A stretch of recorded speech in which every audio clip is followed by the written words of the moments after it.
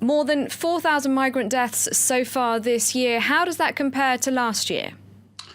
Well, it's way ahead of last year's rate. I mean, sometime late last year, we recorded our 5,000. So I know that we not get anywhere near this far halfway through the year. And that's, of course, a concern of IOM and everybody else is involved in this emergency right now. What about rescues? Has there been much progress in the Mediterranean on that front? Well, yeah, absolutely. I mean, 96,000 people have arrived in Italy this year, virtually all of them we would consider rescued on the high seas by a combination of government, military, and commercial shipping, and some non-governmental organizations as well. Obviously, we wouldn't have these arrivals unless there wasn't a flotilla of humanitarian rescue out there, and it's acted honorably and really quite respectably.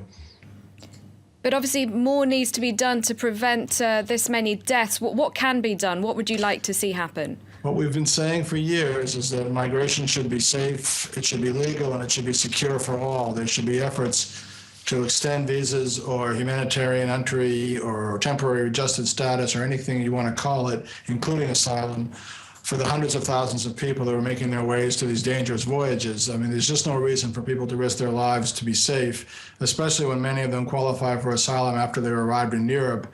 It just seems a cruel hoax on their ambitions to make them risk their lives for something that most governments recognize they deserve anyway. And I should say not just Europe, but the entire world could be opening its doors to these people.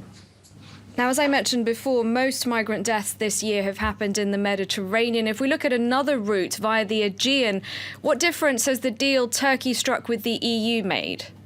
It's had a huge effect. I mean, we've gone from 160,000 people coming, well, about 155,000 coming through the less than 3 months of this year to just over 160,000 now. So almost the same amount of time, fewer than 5,000 people came. So we know that it's had a huge effect because the number of mortalities have dropped from about 100 a month to less than 12 in the last 3 months. So obviously this pact did have a big effect on that route, but it hasn't changed things in the rest of the world. And there are many other routes that are equally lethal.